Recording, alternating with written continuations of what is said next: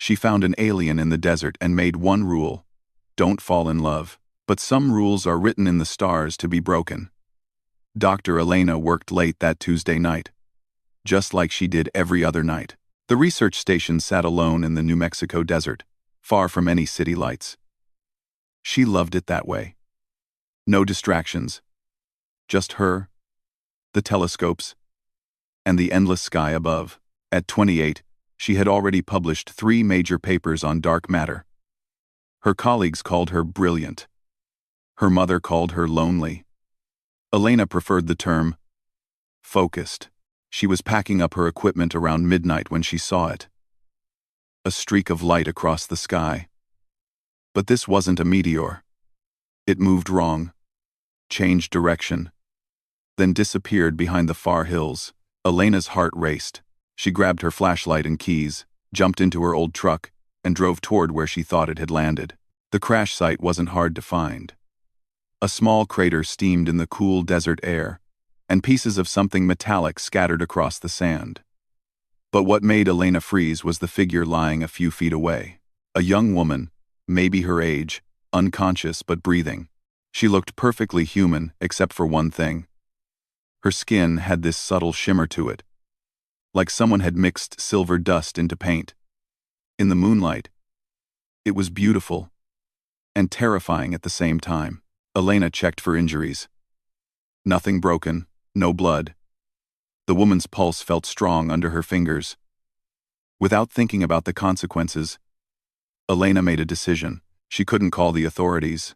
They would take this woman away, lock her up, study her like a lab specimen.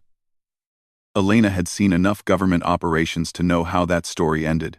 She managed to get the unconscious woman into her truck and drove back to her small cabin. The place wasn't much. Just a bedroom, a kitchen, a bathroom, and a storage room she had converted into a home office filled with research equipment. Elena laid the woman on her couch and waited. 3 hours later, the woman opened her eyes. They were violet. Definitely not human.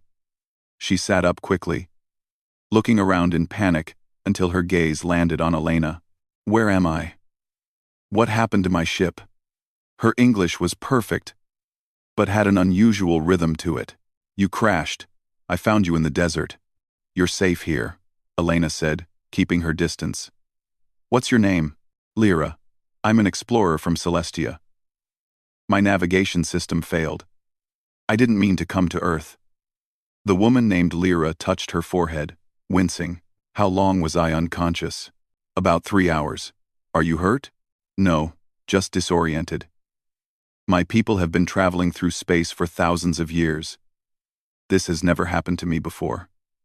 Lyra stood up, wobbling slightly. I need to contact my ship, send a distress signal. They'll come for me. Elena nodded and showed Lyra the pieces of technology she had collected from the crash site. Lyra's face fell as she examined them. The communication device was badly damaged. It would take time to fix, maybe weeks. That's when the real problem became clear. Lyra needed somewhere to stay. Elena's cabin was tiny. She had one bedroom with one bed. The spare room was wall-to-wall with computers, monitors, and research equipment. There was no way to fit another bed in there. Look, Elena said, rubbing her tired eyes. I know this is strange, but you can stay here until we fix your device. However, I only have one bed. We'll have to share. Lyra looked uncomfortable.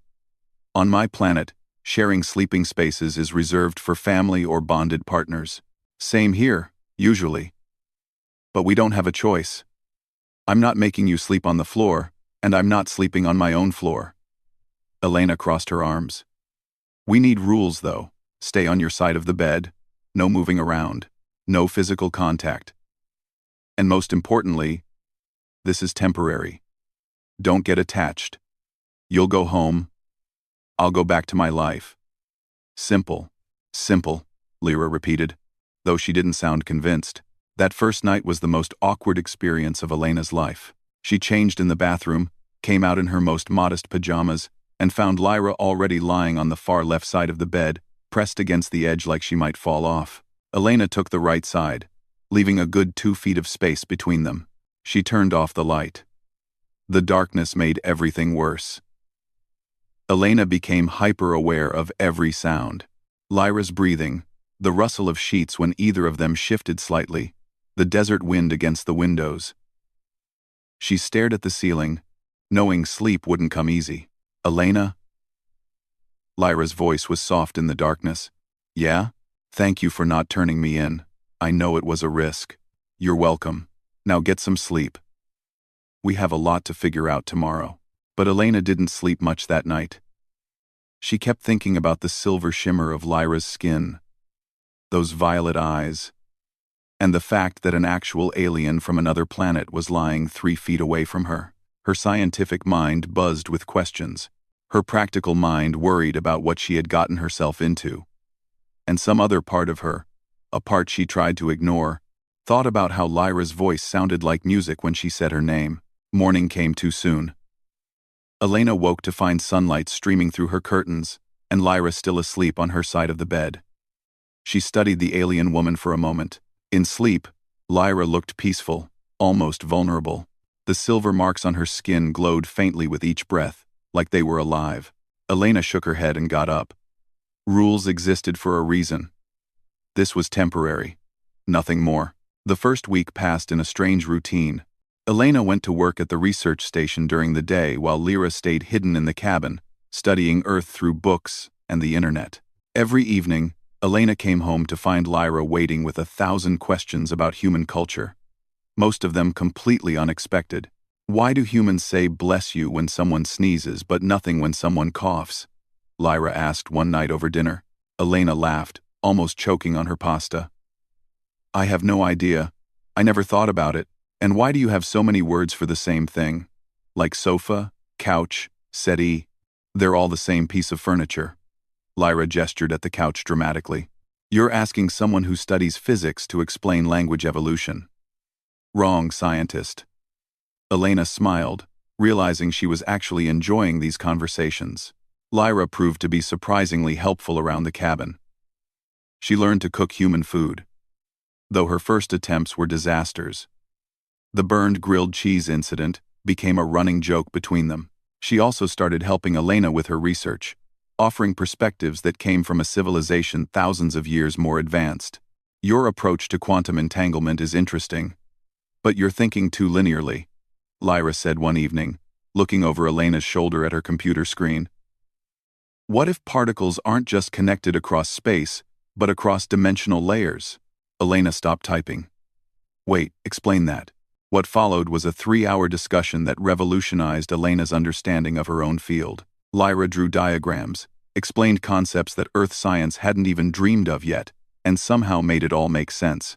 Elena's mind raced with possibilities. "This is incredible," Elena breathed. "This could change everything we know about physics." "On my world, this is basic school knowledge," Lyra said gently.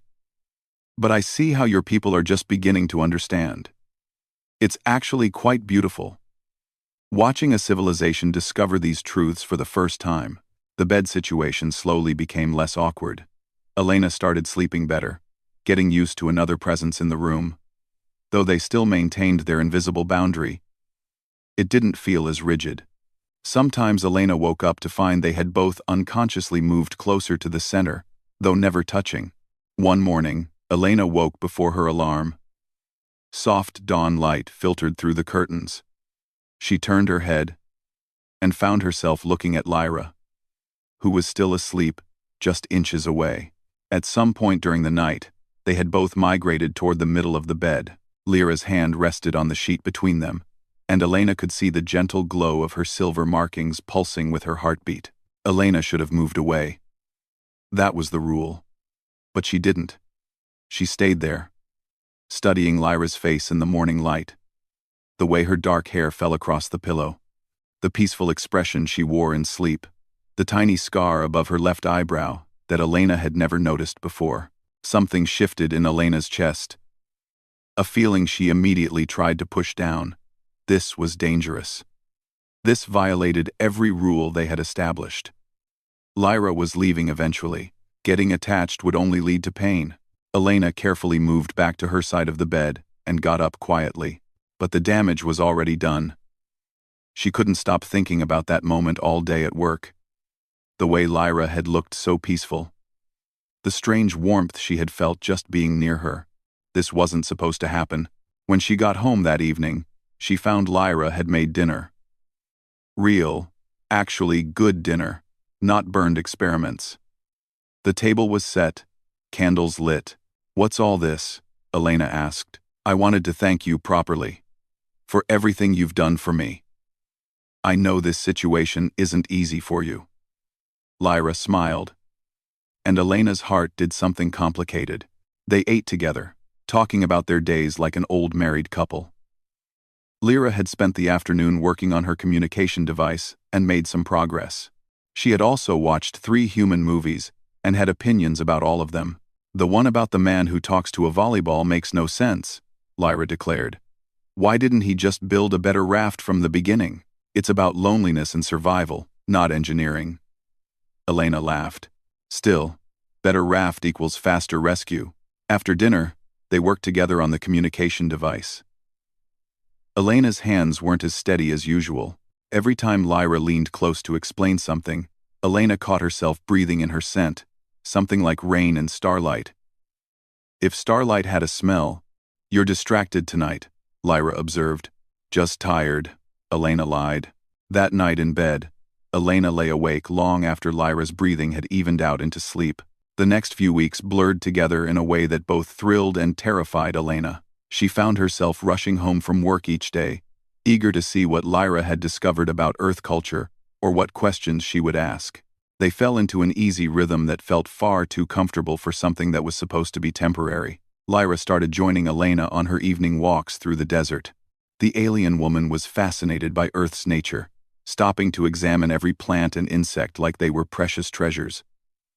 One evening, she spent 20 minutes watching a lizard sun itself on a rock. "On my planet, we have creatures similar to this, but they're blue and can change their body temperature at will," Lyra explained, her eyes bright with excitement. "That sounds amazing. Do you miss home?" Elena asked, immediately regretting the question. Lyra was quiet for a moment, watching the sunset paint the sky in shades of orange and pink. "I miss my family. My work. But honestly, I haven't felt homesick in the way I expected. Being here with you, learning about your world, it feels right somehow." Elena's heart hammered in her chest. She changed the subject quickly, pointing out a hawk circling overhead, but the tension between them kept growing. Their hands would brush accidentally while cooking dinner. Their eyes would meet across the room and hold for a moment too long. In bed at night, they were sleeping closer and closer. The invisible boundary completely forgotten. Everything changed on a Wednesday afternoon. Elena was at work when she got an alert on her phone. Security cameras at her cabin had detected movement. Her blood ran cold. She pulled up the live feed and saw 2 black SUVs parked outside her home. Men in dark suits were knocking on her door. Elena called Lyra immediately. "Don't answer the door. Stay completely quiet. I'm coming home right now." She made it back in record time, her old truck protesting every mile. The SUVs were still there. Elena parked and approached calmly, even though her heart was racing. "Can I help you, gentlemen?" she asked. The lead agent showed her a badge. "Dr. Vasquez, we're investigating unusual activity in this area. Satellite imagery picked up what appeared to be a craft landing near here 3 weeks ago. Have you seen anything unusual?" "Right. I study stars, not satellites. And unusual is relative in the desert. I've seen dust devils, meteors, probably some drunk kids with drones. Nothing worth reporting." Elena kept her voice steady and bored. Like this was a waste of her time. The agent wasn't convinced. "Would you mind if we looked around?" "Actually, I would. You need a warrant for that. And I'm busy. So unless you have one, I'd appreciate you leaving my property." Elena crossed her arms, channeling every bit of authority she had. The agents exchanged looks. After a tense moment, they got back in their vehicles and left. But Elena knew they would be watching. This was far from over. She rushed inside to find Lyra hiding in the closet, her silver markings pulsing rapidly with fear. They know something is wrong. They'll come back. Then we need to leave. Now. Elena started throwing essentials into a backpack. Clothes, food, water, the communication device parts. Where will we go? Lyra asked, helping her pack. There's an abandoned observatory about 40 miles north. I used to do research there before it shut down. No one goes there anymore. We'll be safe while we figure out our next move. They left within an hour, Elena driving back roads and dirt paths to avoid main highways. She kept checking her rearview mirror, expecting to see those black SUVs at any moment. Lyra sat quietly in the passenger seat, her hand gripping the door handle. The old observatory looked haunted in the fading light. Windows were broken, paint peeling. But the main building was still structurally sound. Elena had been here 6 months ago to salvage some equipment. She knew the layout. They settled into what used to be the control room. It was cold, dusty, but dry and hidden. Elena set up a camping stove while Lyra examined their new temporary home. "I'm sorry," Lyra said quietly. "I've put you in danger. Maybe you should have turned me in from the beginning." "Don't say that. I made my choice, and I'd make it again." Elena meant every word. That night, with only one sleeping bag between them and the temperature dropping, they had no choice but to share body heat. Elena unzipped the sleeping bag fully, using it as a blanket over both of them. They lay facing each other, closer than they had ever been. "I need to tell you something," Lyra whispered in the darkness. "In all my travels across the universe, visiting dozens of planets, meeting hundreds of species, I've never felt what I feel when I'm with you. My people don't have a word for it exactly, but I think you humans call it falling in love." Elena's breath caught.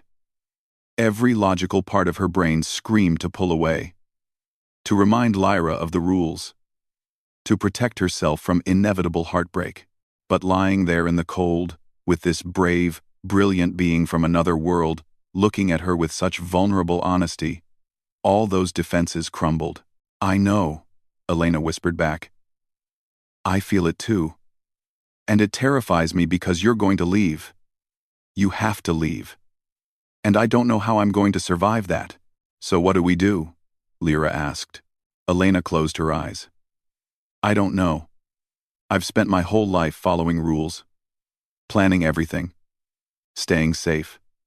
But nothing about this situation follows any logical pattern." They fell asleep like that, close enough to feel each other's heartbeat, both afraid to cross that final line but unable to move apart. The next morning, Elena woke up wrapped around Lyra, their legs tangled together, Lyra's head resting on her shoulder. It should have been uncomfortable on the hard floor. Instead, it felt like the most natural thing in the world. Lyra stirred, opening those violet eyes. Neither of them moved away. "We broke the rule," Lyra said softly. "All of them." Elena agreed. "What now?" Elena thought about all her carefully constructed walls, her plans, her safe, predictable life. Then she looked at Lyra and realized some things were worth the risk. "Now we stop pretending this doesn't mean something," Elena said. "And we figure out the rest as we go." But even as she said it, Elena knew their time was running out. The communication device was nearly repaired. Soon, Lyra would have to make a choice, and Elena would have to face losing the one person who had made her feel truly alive. Elena threw herself into fixing the communication device with an intensity that surprised even herself. She worked late into the nights at the abandoned observatory, soldering circuits and testing connections while Lyra assisted. But everyone could see what she was really doing. She was building the thing that would take Lyra away from her. "You haven't slept in 2 days," Lyra said one evening, gently taking the tools from Elena's hands. "Take a break. I need to finish this. It's not safe for you here." "That's not why you're working so hard." Lyra's violet eyes saw right through her. "You're trying to make me leave before you have to admit how much you want me to stay." Elena stood up, walking to the broken window. The desert stretched endlessly under the stars. "Don't you see? I care about you too much to be selfish. You're an explorer. You have a life out there among the stars. What am I supposed to do? Ask you to give all that up to hide in a desert with a scientist who can't even let herself be happy? What if that's exactly what would make me happy? Lyra moved closer. You don't mean that. You're just saying it because you're stuck here. Once you're back with your people, you'll realize this was just an unusual chapter in your travels, something to tell stories about. Elena's voice cracked, despite her efforts to stay strong. You think so little of what we have? Lyra asked, hurt evident in her tone. I think I'm being realistic. I've watched enough people leave in my life. My father left when I was 10.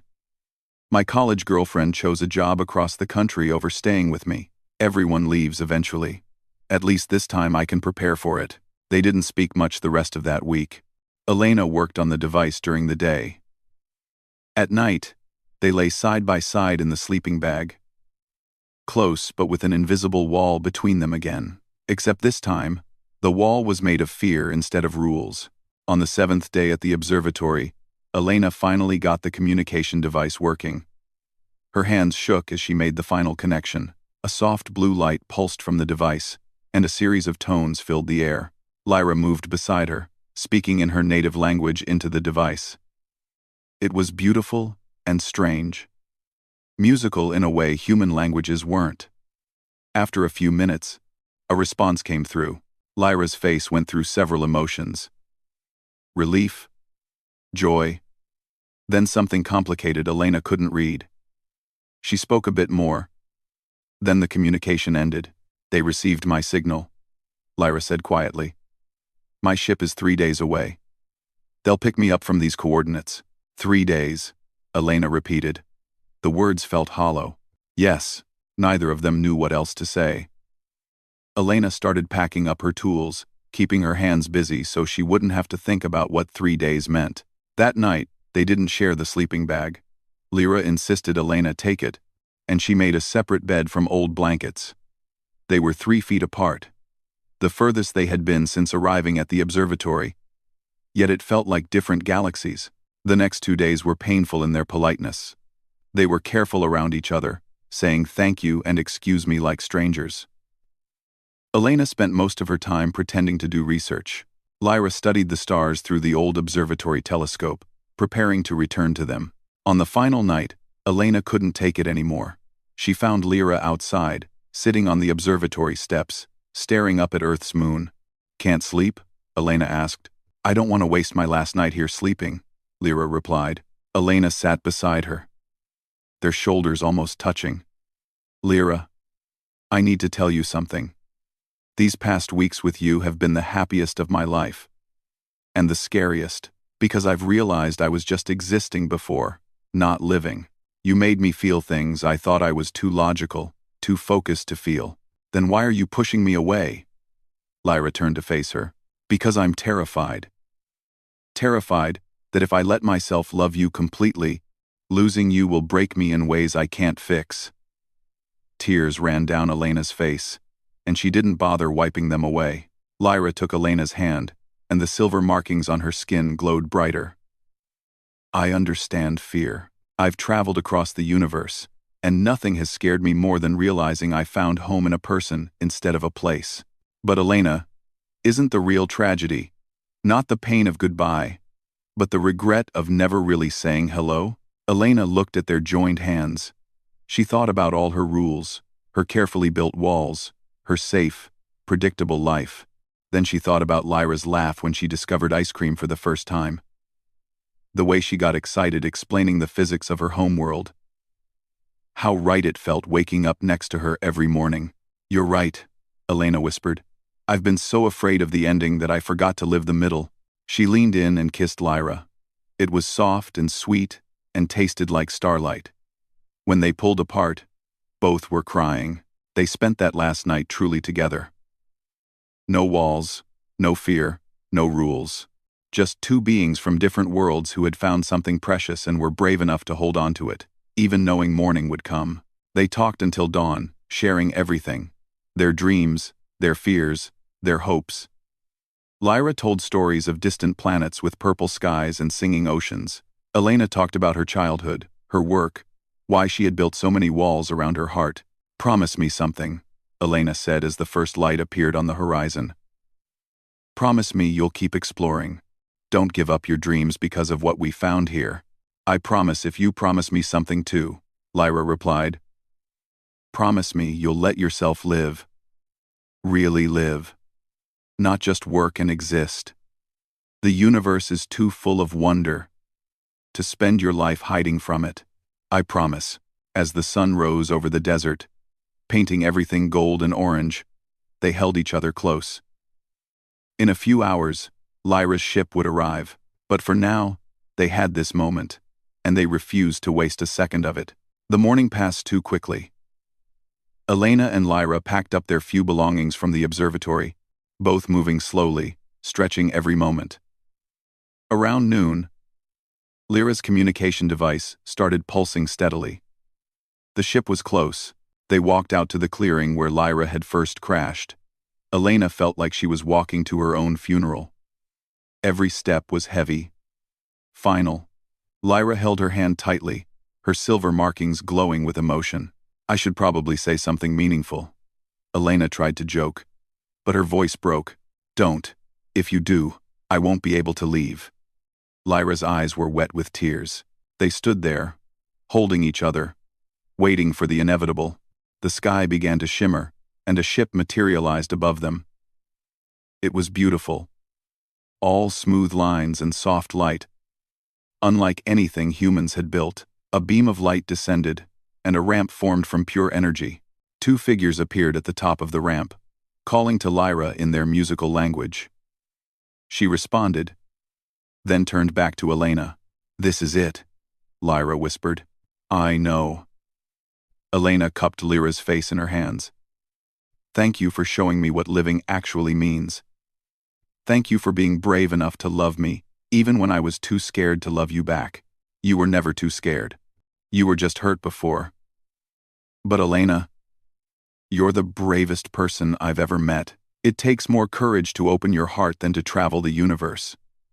Lyra kissed her one last time, pouring everything into it. Then she stepped back, letting go of Elena's hands. She walked toward the ramp, each step clearly painful. At the bottom, she turned back one more time. If circumstances were different, Lyra started. I know, Elena said. I know. Lyra climbed the ramp and disappeared into the ship. The ramp dissolved. The ship began to shimmer, and then it was gone, leaving Elena alone in the desert clearing with nothing but memories and an aching heart. Elena drove back to her cabin in a daze.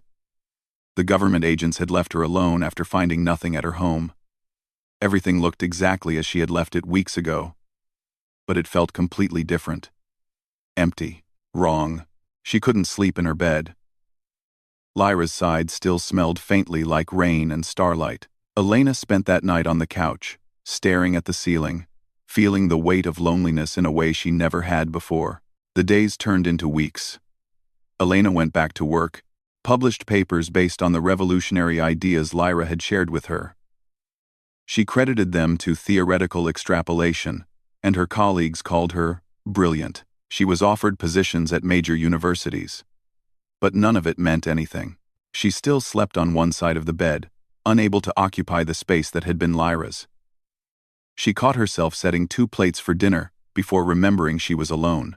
Sometimes, she would hear a sound and turn, expecting to see Lyra with another question about human culture, only to face empty rooms. 6 months crawled by. Elena threw herself into her research, working longer hours than ever before. Her mother called weekly, worried about her.